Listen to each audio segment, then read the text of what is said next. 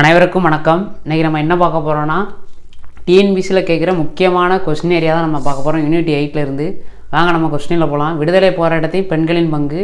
இன்றைக்கி டாக்டர் முத்துலட்சுமியை பற்றி அவர்களை பற்றி தான் நம்ம பார்க்க போகிறோம். வாங்க போகலாம்.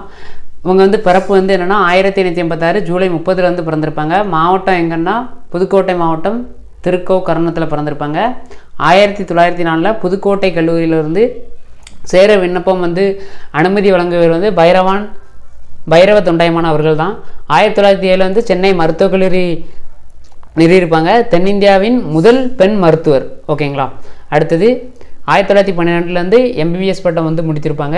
1923 சகோதரி புற்றுநோயால் மரணம் அடைஞ்சிருப்பாங்க. அதனால் 1949 இல்லை 50 ஜிகேல பார்த்தா 49, தமிழில் பார்த்தா 50 இருக்கும் அந்த ஆண்டு. அதனால் ஆப்ஷன் மூலமாக அந்த கொஸ்டினை போடுங்க. புற்றுநோய் மருத்துவமனை நிறுவியிருப்பாங்க. அதில் அடிக்கல் நாட்டியவர் யாருன்னா நம்ம ஜவஹர்லால் நேரு அவர்கள் தான்.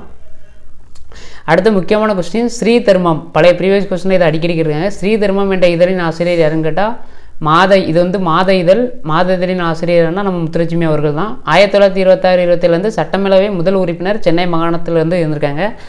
1930 தேவதாசி மசோதாவை அதை பார்லிமெண்ட்டில் சப்மிட் பண்ணியிருப்பாங்க. 1947 தான் தேவதாசி என்பது சட்டமாக அது நிறைவேற்றம் அடைஞ்சிருக்கும். 1926 சட்டமேலவைக்கு தேர்ந்தெடுக்கப்பட்ட சட்டமேலவை துணைத் தலைவராக தேர்வு செய்யப்பட்ட முதல் பெண் முத்துலட்சுமி அவர்கள் தான். அடுத்தது உலக பெண்கள் மாநாடு பாரிஸில் நடைபெற்றிருக்கும். அது இந்தியா சார்பாக அவங்க கலந்துருப்பாங்க. 1930 வட்டமேசை மாநாட்டில் கண்டிப்பாக அவங்க கலந்துருப்பாங்க. ஏன்னா நமக்கு இப்போ சென்டென்ஸ் வச்சு தான் கேட்பாங்க. இப்போ குரூப் 1 குரூப் 2 கொஸ்டின்னா இப்போ சென்டென்ஸ் வச்சு தான் இப்போ கேட்குறாங்க. அதனால் இதை நல்லா நோட் பண்ணிக்கோங்க.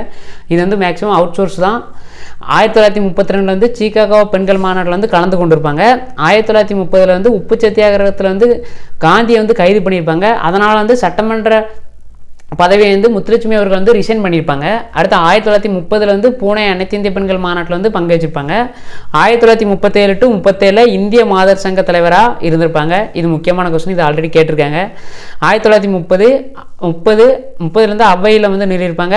1954 பத்மபூஷன் விருது இவங்களுக்கு வழங்கப்பட்டது. 1954 மாநில சமூக நல ஆலோசனை குழு தலைவர் மற்றும் உறுப்பினராக இருந்திருப்பாங்க. இவங்க எல்லாம் சென்டென்ஸ் வச்சு கேட்க வாய்ப்பு இருக்குது.